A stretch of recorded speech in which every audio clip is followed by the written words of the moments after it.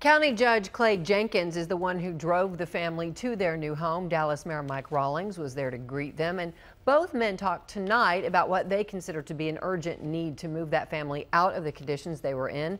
Fox 4's Calvert Collins joining us now with more on how that decision was carried out. Calvert. Well, it was pretty quick. In fact, at some point, Clay Jenkins said it didn't move as fast as he would like, but this actual part of the process really did. Now, the house that this family of four has been moved to is described as safe, secure, and appropriate. County Judge Clay Jenkins and Dallas Mayor Mike Rawlings both called in a favor to a friend in the faith community who was able to get that house donated. Now, it's much larger than the apartment in the Ivy complex that they left this afternoon. It has 4 bedrooms, amenities, and as Judge Jenkins calls it, room to roam. But they are still court ordered not to leave. The children will get laptops tomorrow as part of DISD's homebound school program. Jenkins calls the home on a gated property within city limits as appropriate for his family and the mayor's family. He not only led them out of that apartment this afternoon, but drove them to the new home. I'm wearing the same shirt I was when I was in the car with that family. Okay, I was in their house, we're next to those materials, visiting with them, listening to them, and assuring them last night. And again, of course, today.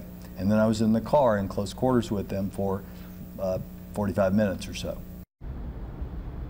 Dallas Mayor Mike Rawlings greeted them at the home, saying that the family thanked him for the new accommodations. He added that Louise, Thomas Eric Duncan's girlfriend, has had a tough time adjusting to all of the attention and medical investigation in her apartment, but said they had absolutely to move her and her children, calling the apartment a terrible place.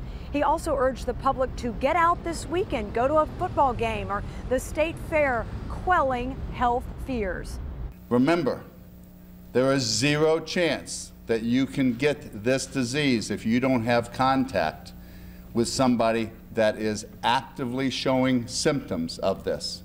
There's only one person in this city of Dallas that is actively showing, and they are at Presbyterian Hospital, and they are quarantined and safe.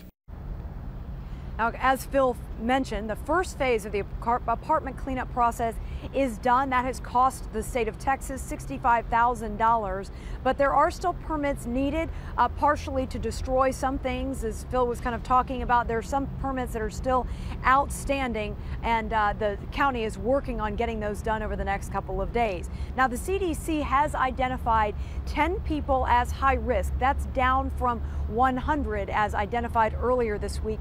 Those individuals will be monitored by CDC teams every day through October 19th, checking their temperature twice a day and also asking them about their symptoms. But so far, none of the 10, including the 4 in this family, have shown any symptoms of the Ebola virus, Heather. All right, so Calvert, let's talk about the schools, because even though the 5 children who were in contact with Duncan, they're now in that gated home, how about DISD? How are they moving forward? Well, they're still going to have extra custodians, more medical staff, more nurses on campus at those 5 schools that were identified earlier this week where those kids who had been in contact with Duncan attended. So they're definitely still going to ramp up, keep those ramped up efforts in place and monitor kids and teachers who've been in contact with the 5 children who attend those schools. I should mention that attendance yesterday was about 85–86%, and the same was today, even though 2 of those schools were closed because of power outages. Gotcha. All right, Calvert Collins live tonight. Thank you.